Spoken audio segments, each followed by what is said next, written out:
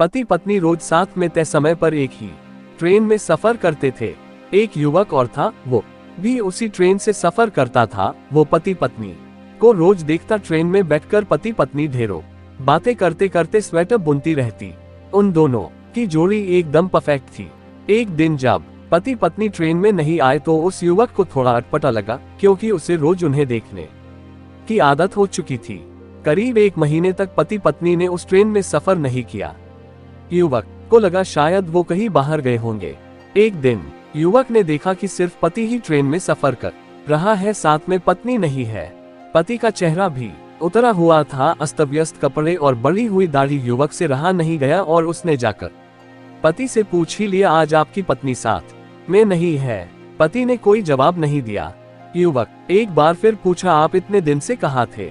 कहीं बाहर गए थे क्या? इस बार भी पति ने कोई जवाब नहीं दिया। युवक ने एक बार फिर उनकी पत्नी के बारे में पूछा।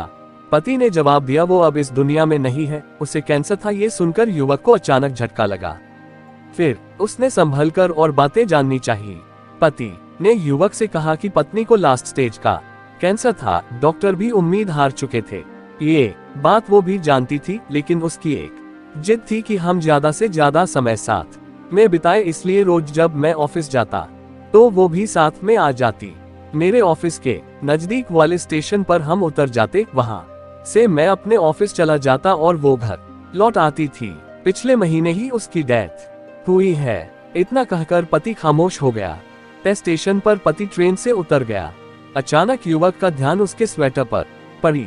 उसने देखा कि ये तो वही स्वेटर है जो उसकी पत्नी ट्रेन में बुना करती थी। उसकी एक बाजू अभी भी अधूरी थी, जो शायद उसकी पत्नी बुन नहीं पाई थी। पति पत्नी का असीम प्रेम उस स्वेटर में झलक रहा था। पति पत्नी का रिश्ता अटूट होता है, सिर्फ मौत ही उन्हें अलग कर सकती है।